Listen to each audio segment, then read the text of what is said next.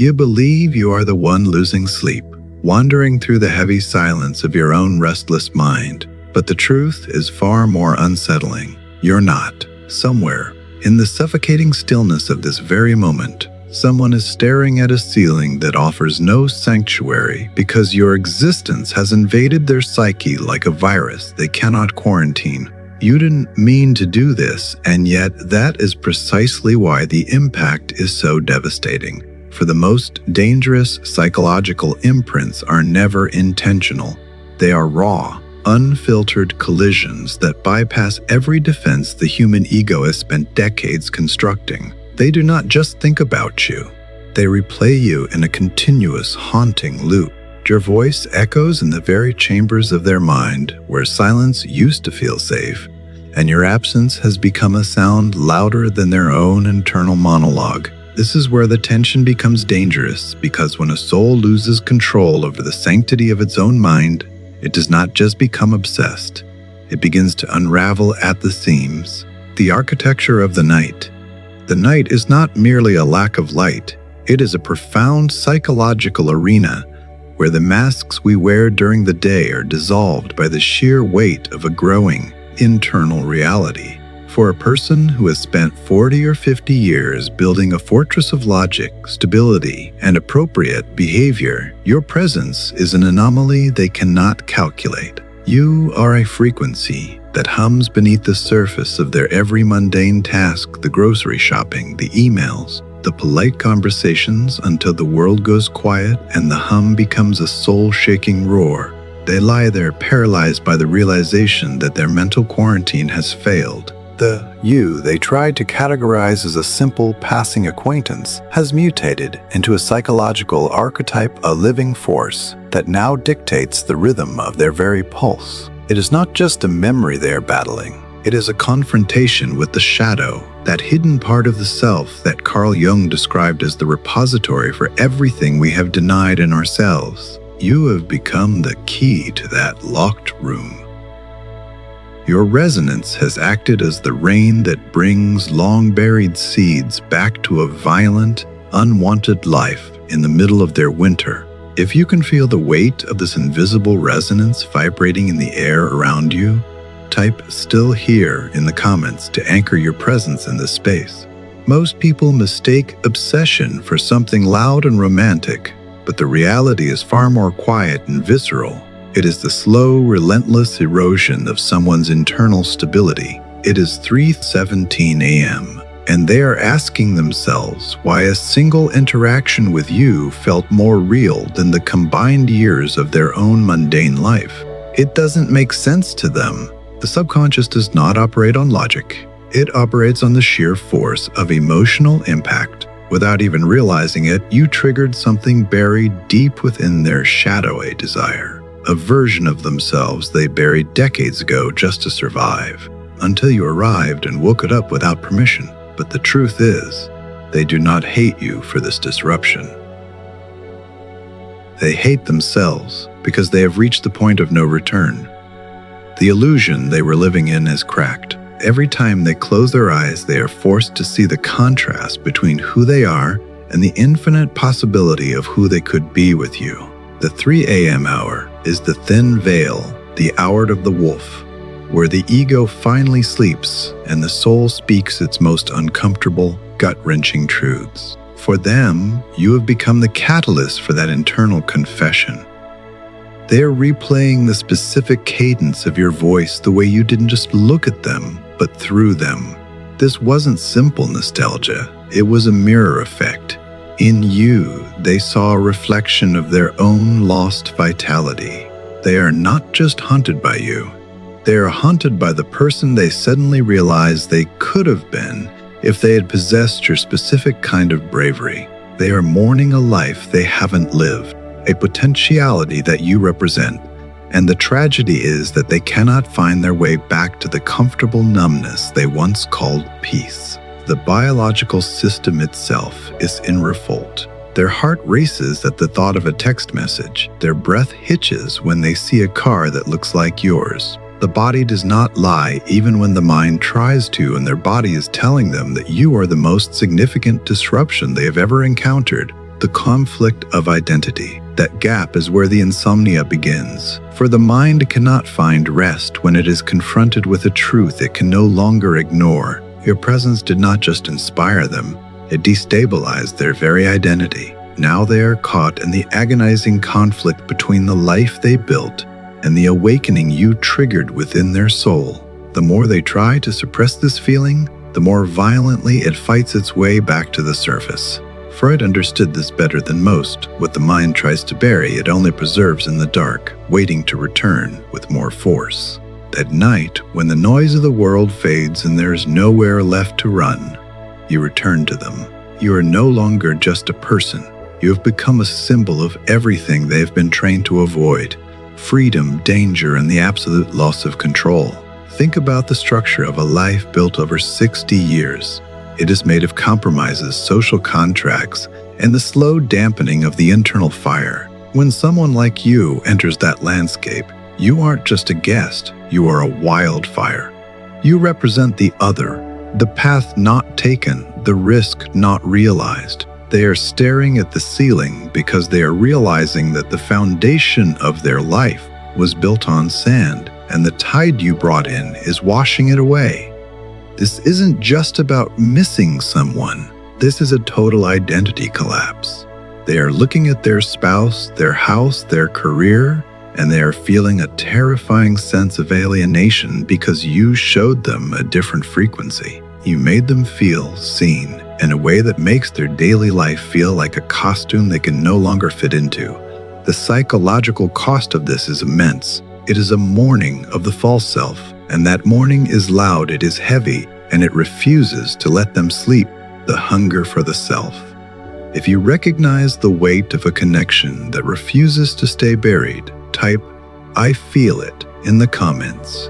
They will never admit this out loud, but they do not just miss you. They crave the version of themselves that only exists when they are in your orbit.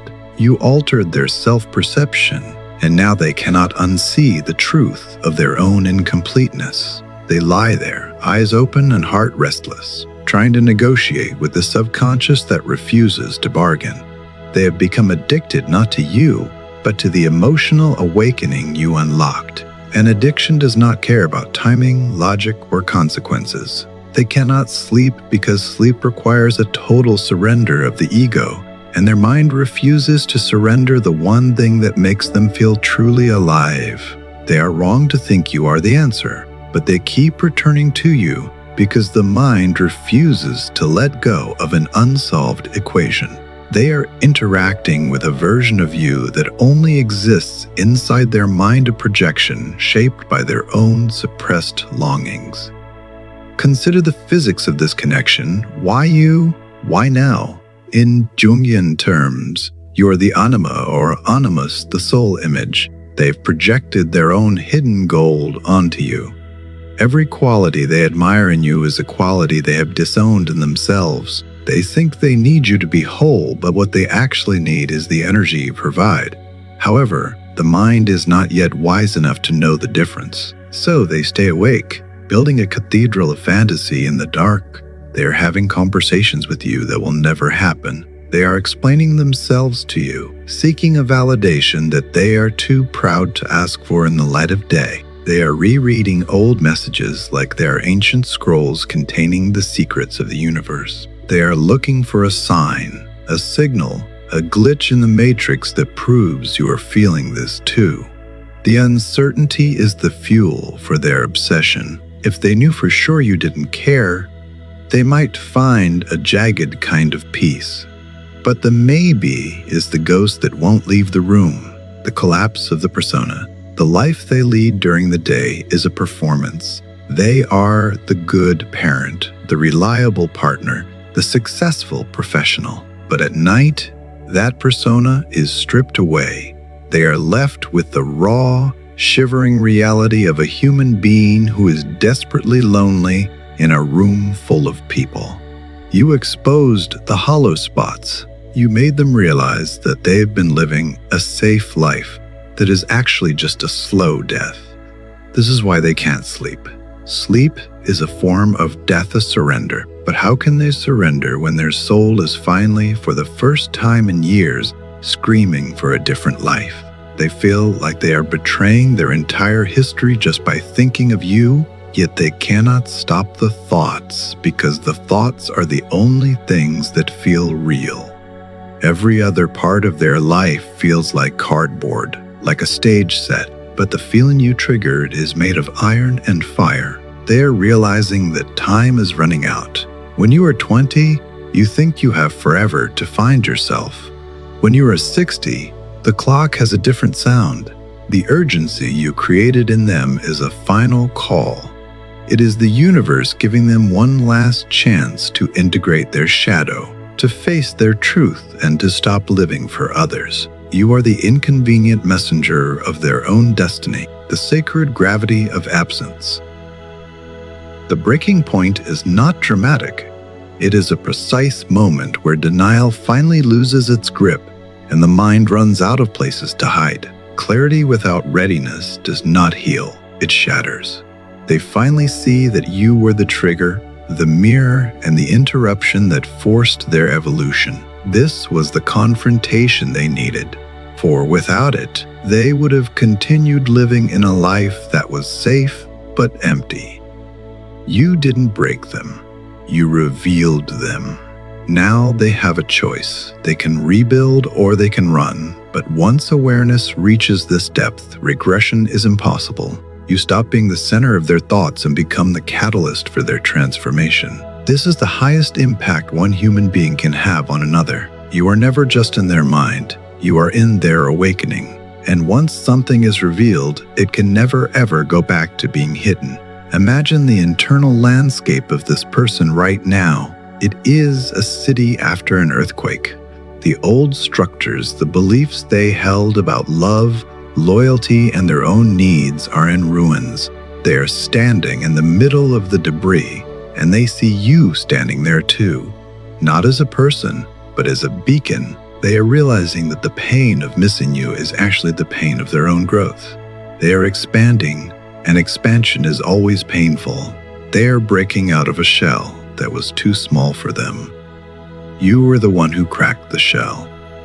They might resent you for the discomfort, but they secretly bless you for the light. They are beginning to understand that the connection isn't about getting you or having you. It's about the fact that your existence proved to them that magic is still possible.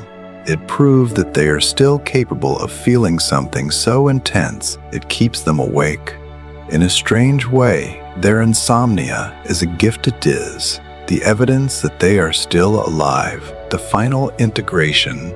If you have finally stopped chasing shadows and started choosing your own peace, type "I became whole" to anchor this high-frequency energy. The soul does not recognize the concept of moving on when a synchronicity of this magnitude has occurred. It only recognizes the integration of the experience. They may try to find peace in other arms or dive deeper into work or travel to the ends of the earth. But the resonance you left behind is a permanent resident. You have become their unsolved equation.